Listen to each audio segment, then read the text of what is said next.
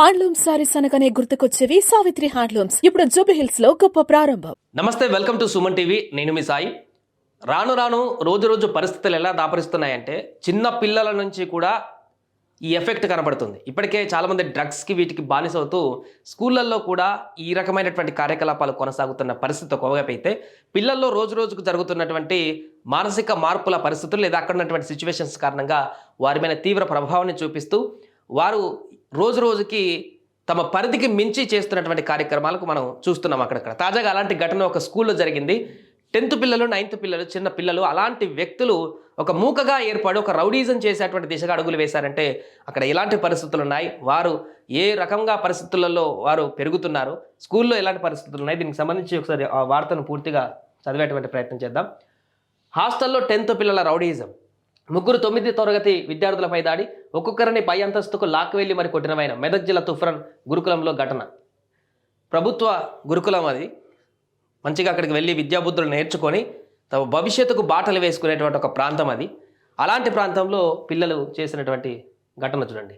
ఇక్కడ కింద పడిన సెంట్ పర్ఫ్యూమ్ బాటిల్ను తీయబోతే 9వ క్లాసు విద్యార్థులు తోసేయడాన్ని సీనియర్ అయిన 10వ తరగతి విద్యార్థి అవమానంగా భావించాడు. 9వ తరగతి, 10వ తరగతి, సీనియర్, జూనియర్ ఏంది ఇట్లా పిల్లలలో వారికి మానసిక ధోరణి రోజు రోజుకి ఎట్లా తయారవుతుందో చూడండి. మనం స్కూల్లో చదువుకున్నప్పుడు 9వ తరగతి, 10వ తరగతి, సీనియర్, జూనియర్ అని కాదు, అంతా ఒకటే అన్నదమ్ములు అనేటువంటి పరిస్థితి స్కూళ్ళల్లో ఉండేది. ఆ రకంగానే అట్మాస్ఫియర్ కూడా ఉండేది. సీనియర్, జూనియర్ ఏంటి స్కూళ్ళల్లో, రైట్. ఈ విషయాన్ని తన స్నేహితులకు చెబితే వారు ఓ 9 మంది గుంపులుగా కలిసి ఆ ముగ్గురిని ఇష్టం వచ్చినట్లుగా కొట్టారు. ఒక్కొక్కరిపై పై అంతస్తులోకి లాక్కెళ్ళి ఒళ్ళు వాతలు తేలేలా కొట్టి బయటకు ఎవరికైనా చెబితే చంపేస్తామని బెదిరించారు. మెదక్ జిల్లా తుఫ్రాన్ శివార్లోని గురుకుల పాఠశాలలో ఆదివారం అర్ధరాత్రి ఈ ఘటన జరిగింది. భయపడిపోయిన విద్యార్థులు తల్లిదండ్రులకు సమాచారం ఇవ్వడంతో ఈ ఘటన వెలుగు చూసింది. బాధిత విద్యార్థుల తల్లిదండ్రులు సోమవారం సాయంత్రం పాఠశాలకు వచ్చి ప్రిన్సిపల్, అధ్యాపకులు, సిబ్బందిని నిలదీశారు.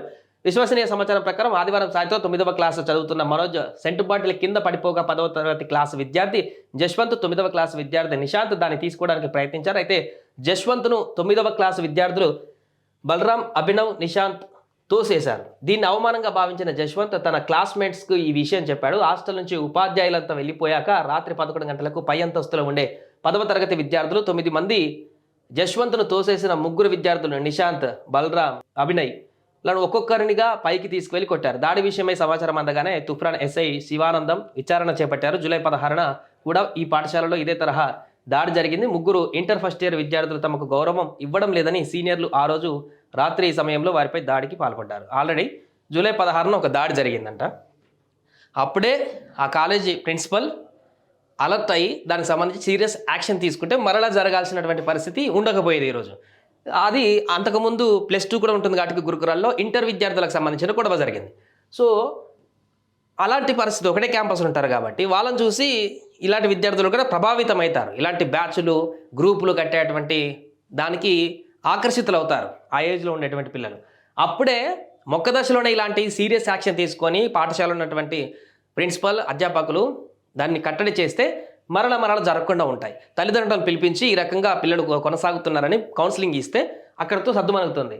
ఎలా మాకేం సంబంధం అని వదిలేస్తే ఇలా జూలై 16లో ఒకటి జరిగిన ఘటన మరవక ముందే మరలా ఈరోజు పిల్లలు ఈ రకంగా కొట్టుకునేటువంటి పరిస్థితి ఉంటుంది. అంటే ఈరోజు చిన్న దెబ్బలతో, వీపులతో పైకి తీసుకెళ్ళి కొట్టడమే చిన్న విషయం కనిపించవచ్చు. బట్ ఆ సమయంలో ఆ 10 మంది మూకదాడి చేసి ఆ పై బిల్డింగ్ నుంచి ఆవేశపూరితమైనటువంటి వాతావరణంలో నెట్టేస్తే ఓ ప్రాణం పోయేటువంటి పరిస్థితి ఉంటుంది.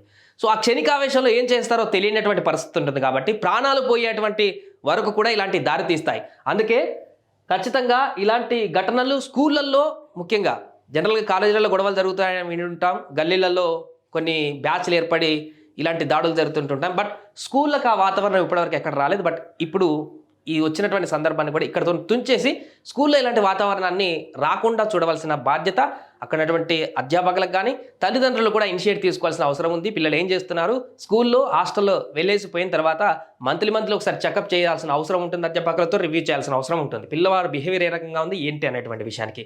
ఎందుకంటే ఇవే చిన్నవి కాస్త రేపొద్దున అక్రమార్గానికి వెళ్ళి రేపొద్దున పూర్తిగా చెడిపోయేటువంటి ప్రమాదం కూడా పిల్లల్లో ఉంటుంది. కాబట్టి ఈ ఘటనను కొంత సీరియస్గా తీసుకొని అటు తల్లిదండ్రులు, అధ్యాపకులు మరలా జరగకుండా మిగతా అక్కడ ఉన్నటువంటి 100 మంది విద్యార్థులపైన ప్రభావం పడకుండా వారికి భయం కలిగేటువంటి విధంగా సక్రమార్గంలో వారు చదువుకొని ముందుకు వెళ్ళేటువంటి విధంగా చర్యలు తీసుకుంటే బాగుంటుంది. సుమన్ టీవీలో మీ పర్సనల్ అండ్ బిజినెస్ ప్రమోషన్స్ కోసం కింది నెంబర్కి కాంటాక్ట్ చేయండి.